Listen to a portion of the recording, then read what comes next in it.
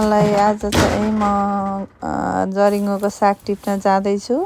हाम्रो चाहिँ खोला नजिकै घर नजिकै रहेको खोलाको छेउमा फलेको साग हो। यो चाहिँ जरिङ्गो, यसलाई इङ्ग्लिसमा पनि एकदमै अमेरिकातिर पनि खान्छन् भन्ने सुनेको थिएँ।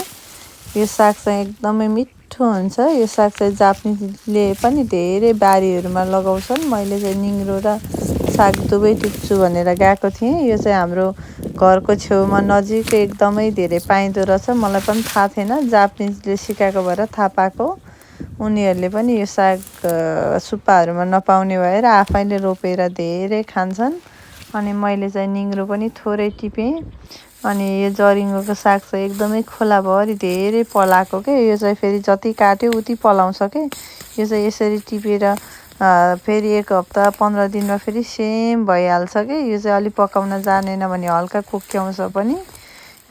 यो कुक्क्याउँछ पनि। अनि हल्का पानीमा उमालेर पानी फालेर खायो भने चाहिँ यो एकदमै राम्रो हुन्छ। यो चाहिँ शरीरको लागि एकदम रगत सबैको धेरै कुराको लागि फाइदा छ अरे। यो चाहिँ एकदमै मिठो पनि हुन्छ। यो आलु यो साग जरिङ्गो साग टमाटर हाल्यो भने चाहिँ खासै दाल नपकाउँदा पनि हुन्छ। यो चाहिँ मिठो हुन्छ।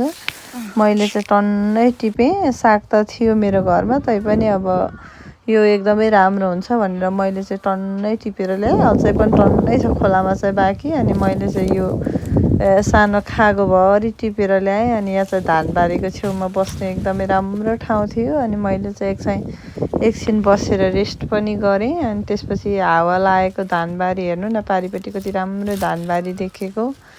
अनि मैले चाहिँ एकछिन भिडियो खिचेँ। अनि कस्तो राम्रो लागेको कि यो साग हेर्दा पनि हरियो काँचै खाउँ जस्तो कि।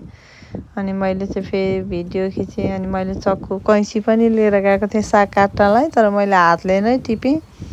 अनि जापानमा चाहिँ फेरि जताततै कस्तो राम्रो बस्ने ठाउँ हुने कि। अनि आनन्द लाग्ने, जता गए नि बस्ने ठाउँ हुन्छ नि त। अनि यहाँ हाम्रो घरको नजिकैको यो चाहिँ सानो बाटो भएर मान्छे पनि खासै हुँदैनन्।